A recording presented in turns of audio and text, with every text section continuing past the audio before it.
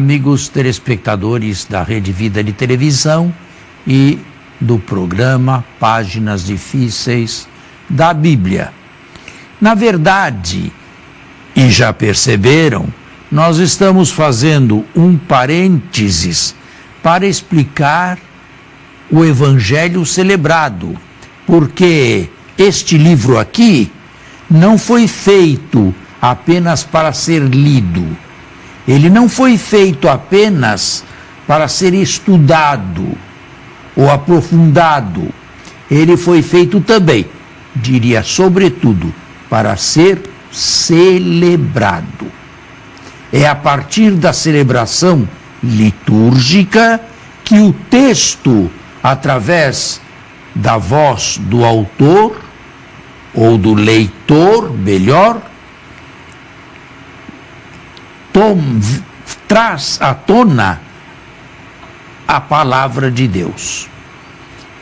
Aqui está o texto, através dos bons serviços de bons leitores, se extrai do texto a palavra de Deus. E como diz a Constituição sobre a liturgia do Concílio Vaticano II, quando as Escrituras são lidas na Assembleia, é o próprio Cristo quem fala e depois se explica.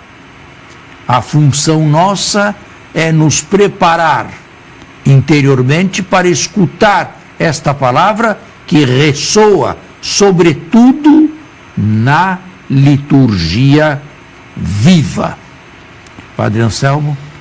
Bom dia, Padre Fernando, bom dia você, meu irmão, minha irmã, que todos os domingos nos acompanha aqui, através da nossa Rede Vida de Televisão. Hoje é um domingo especial, é domingo de Ramos.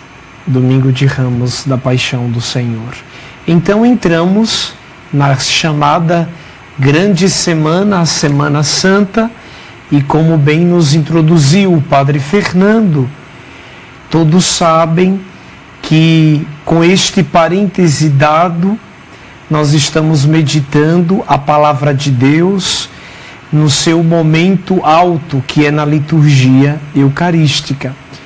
Padre, de acordo com o que falamos no último programa, acho que falamos muito sobre sermão bíblico, homilia, e creio que o que é e o que não é. Bem. Exatamente, né? E hoje, certamente, devemos continuar a nossa reflexão, né? Devemos. Tenho ouvido, até a priori, né, bons comentários do nosso programa. Acredito que este parêntese aqui temático de explicar a missa, popularmente falando, parte por parte, tem ajudado cada fiel, cada leigo, lá na sua realidade paroquial e pastoral, não é? Certo. E agora, uma palavrinha não longa demais sobre o credo. O credo, creio em Deus Pai Todo-Poderoso, não é recitado todos os dias. Porém, como a grande maioria dos fiéis vai à missa apenas nos domingos, os que ainda vão, não é? Nos domingos e nas solenidades se recita o credo. O credo tem uma particularidade. Não sei se você se lembra ou não. É a única oração, ou é uma profissão de fé, mais que uma oração, que é feita no singular, não no plural. A igreja ama o plural, prefere o plural ao singular. Nós amamos, nós confiamos, nós nos entregamos, nós pedimos perdão, tudo nós. Mas quando se trata do credo, é eu creio e não nós cremos. No credo inteirinho do começo ao fim, apenas a primeira pessoa do singular. E é capaz de dizer por quê? Porque ninguém crê pelo outro. O crer supõe uma adesão pessoal, né? Pessoal intransferível. Nem marido passa a sua fé para a esposa, nem a esposa passa a sua fé para os filhos. Ela pode crer e os filhos não. Podem marido e mulher dormir numa mesma cama, um não passa a fé para o outro, nem que quisesse. É um risco ponderado, é um risco justificado, racionalmente e sobrenaturalmente justificado, mas que cada um faz por conta própria. Padre, no rito da missa, em se tratando do credo, nós, e muitos sabem, temos dois credos. Temos o símbolo dos apóstolos, que diria aquele... o apostólico. O apostólico, o comumente o mais popular, o mais rezado. E temos o símbolo niceno-constantinopolitano. Por que os dois? Por que não um só? Teria alguma explicação? Não. Um foi elaborado nos concílios de Nicéia e Calcedônia e outro provém do século IV. É uma espécie de abreviação do século IV, provavelmente usado nas liturgias batismais. Quando criança, sobretudo no interior, na catequese, sempre nos ensinaram que quando o cristão católico se confronta com uma tentação, uma espécie de problema, que a gente devesse sempre na vida rezar o clero. Deveríamos explicar para o povo, o credo, perdão. Teria o credo, essa profissão de fé, uma dimensão exorcista? Seria ela uma oração de exorcismo, assim dizer? Eu nunca ouvi essa explicação, mas não a excluo também. Pode ser que para alguns seja a única certeza em que se podem firmar através da fé, sem medo de erro, sem medo de engano. Agora, o credo, tanto na forma longa quanto o apostólico, não encerra todas as verdades. Aí não saberia explicar por quê. Por exemplo, não dizem uma palavra a respeito da Eucaristia. Não é? Que é central na nossa fé cristã católica. Né? O sacramento, os únicos sacramentos são, o único sacramento, o batismo. Creio num só batismo para a remissão dos pecados. Depois a ressurreição da carne ou dos mortos e a vida eterna. Termina com a vida eterna, porque o término da vida cristã é a vida eterna. Padre, agora certamente uma dúvida do povo que nos acompanha. O credo, ele deve ser professado por aqueles que receberam o batismo, aqueles que ainda não receberam, pode recitá-lo? Como que acontece isso? Pode. Os catecúmenos, por exemplo, eles aprenderam antes do batismo o credo. Eles recitavam o credo antes de serem batizados. E era a mesma condição, porque o batismo nada mais é que o sacramento da fé, o sinal visível da fé. Portanto, todos podem recitar o credo.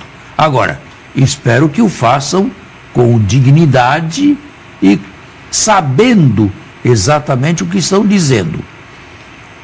uma observação final a respeito do credo.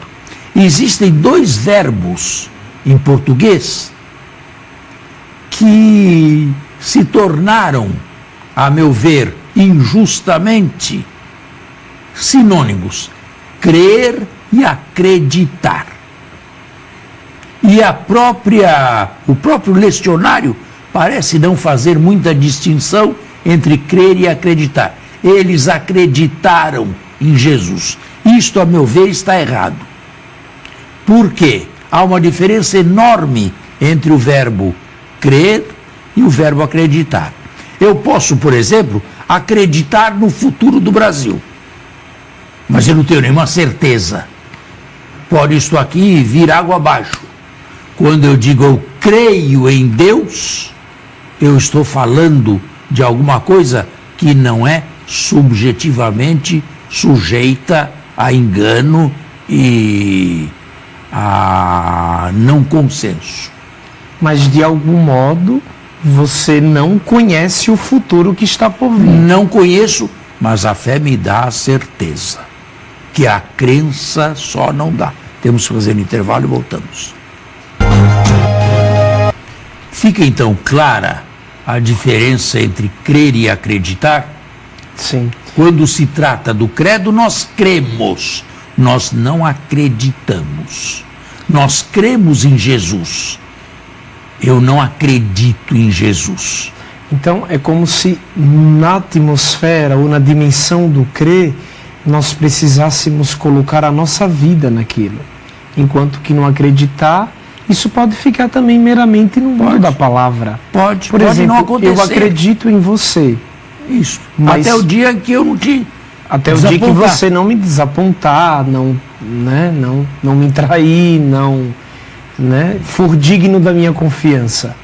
Em Deus, a quem eu não vejo com os olhos da carne, eu devo crer. Agora, entrando um pouquinho aqui, padre, e já concluímos. Deste modo, o crer não pressuporia dar um passo rumo ao absurdo? Não, porque a fé não é irracional. Mas também não é calculada. Ela é suprarracional. Ela não exige o sacrifício do intelecto. De jeito nenhum. Eu nunca tive problemas de fé por causa do intelecto. Ela não é racionalista, mas também não é irracional. Ela é suprarracional. Ela não destrói a razão. Ela supõe a razão e eleva a razão para um nível que ela, a razão, não podia sozinha chegar. Para concluir, e aí a gente conclui, mas é que enquanto o senhor vai falando, as perguntas e as dúvidas certamente vão florindo, vão chegando. Finalmente, uma pessoa, quando professa o credo, dos seus lábios são proclamadas, segundo a Igreja, as principais verdades de fé. Se a pessoa não está convicta daquilo que ela professa, o credo por ela professado vai ter algum fruto? Não, é um credo mentiroso. É um credo que não tem significado nenhum para ela. E o que fazer? A pessoa deve professar o credo só e somente só quando está muito resolvida na vida e ciente daquilo que quer? Enquanto ela confia em Deus, na graça de Deus e até mesmo num desejo de obter a graça da fé, a luz da fé, a virtude teologal da fé. Padre, o senhor também nos falou há pouco instante, que o credo, embora tenha em si as principais verdades de fé, ele não contempla todas. Não. Se o credo, ele é uma profissão e, portanto, uma oração tão importante na vida da Igreja, pergunto, por que a gente não reza todos os dias? Não, mas ninguém é proibido de rezar o credo. Na celebração todos os dias. eucarística. A celebração eucarística se distingue nos dias feriais e nos domingos por maior solenidade. E o credo, para não ficar banalizado, acaba sendo restrito aos domingos e às solenidades. Nem nas festas Nem não nas se festas recita, não se né? recita o o credo. glória entra Na nas liturgia, o glória, festas sim. e solenidades. Mas o credo só aos domingos e só nas solenidades, ainda que ocorram em dia de semana. Ok. Certo? Isto é o que eu posso e deveria dizer a respeito de uma profissão de fé. Existem duas profissões de fé, as duas são perfeitamente aprovadas, as duas podem ser rezadas e o missal contempla as duas também. Você pode escolher entre uma e outra profissão de fé, entre um ou outro tipo de credo. Tá certo? Ok. E agora, também, não todos os dias, nós temos a oração dos fiéis. Também ela restrita aos domingos, praticamente. Não todo dia, para não banalizar. Mas aqui, infelizmente, não se entende o alcance. Antes do senhor introduzir no tema, eu acho que seria importante o senhor falar um pouquinho nas Sagradas Escrituras o que é uma prece. Como ela deve ser formulada, aonde ela deve chegar. Uma prece sempre vai a Deus. Ela pode ser uma prece de louvor, que é a mais desinteressada de todas, porque eu louvo a Deus pelo que Ele é, não pelo que Ele me faz, não por aquilo que Ele me promete. Eu posso orar num sentido de gratidão, de ação de graças, já é mais interessada, porque suponho bem recebido. Eu posso orar a Deus pedindo perdão dos meus e dos outros pecados que são cometidos na humanidade, e posso preencher a minha oração com as súplicas, sobretudo aquelas que o Espírito inspira em cada um de nós. No entanto, não é isso que a gente vê no rito das celebrações eucarísticas no momento das preces, Sabe, né? logo que surgiu a liturgia reformada, com a oração dos fiéis, antes do concílio não havia isso, de jeito nenhum, nunca, nem solenidades. Então, no rito de Pio V, do credo já se ia para o ofertório? Já se ia para o ofertório, quando havia credo, porque não era também todo dia que havia credo. Nessas orações dos fiéis, o certo seria, em primeiro lugar, uma invocação pela Igreja Universal. Em segundo lugar, pelas igrejas particulares ou dioceses. Em terceiro lugar, para a paróquia, a comunidade viva ali presente. Em quarto lugar, pelos poderes públicos e por aqueles que nos governam. Em quinto lugar, por alguma circunstância especial, mas nunca, por exemplo, pela alma do meu avô, pela saúde da minha mãe. Isto não é a oração dos fiéis. Isto já é corrupção, corruptela da oração dos fiéis. Mas deveria seguir essa ordem e não constar de 18 ou 20 preces. O número não devia passar, a meu ver, de 7 ou 8. E curtas, porque às vezes eu vejo preces dos fiéis que tem 10 linhas cada uma. Isso não é mais prece, isso aí Isto aí já é uma corrupção do que se ensina.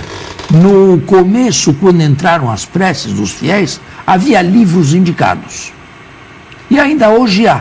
Você pode procurar nas livrarias católicas orações dos fiéis para todos os domingos, para as solenidades, para as festas, as solenidades de Nossa Senhora, para os fiéis defuntos. Você pode. Tem inclusive um ritual. Tem só de preces. É que hoje em dia poucos usam isso. Poucos usam isso. O que fazem? Inventam.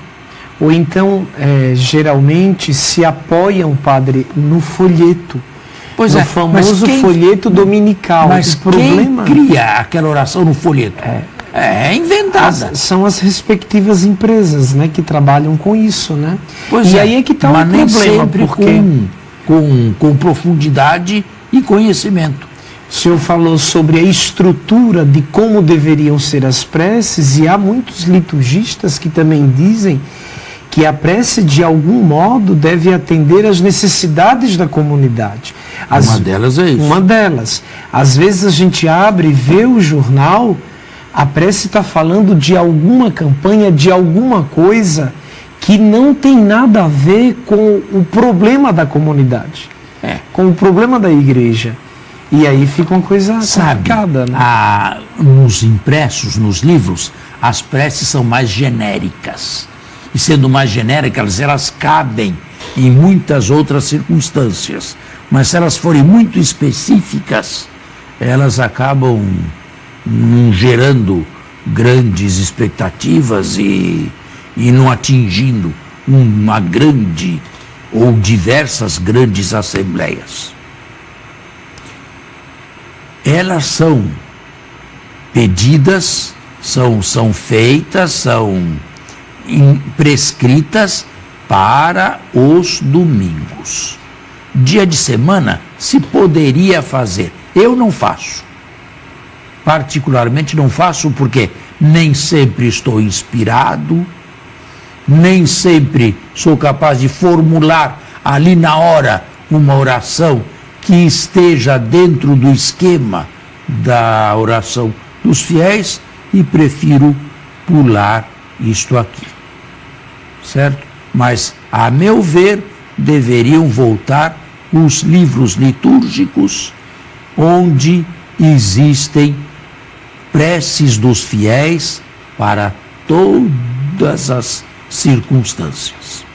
O nosso programa chegou ao fim e nós temos que nos despedir desejando a todos uma Semana Santa muito piedosa, muito fervorosa, acompanhando Jesus nas pegadas em direção ao Calvário, hoje com a procissão de Ramos, para podê-lo acompanhar também no Tríduo Pascal, que culmina com a ressurreição do próximo domingo.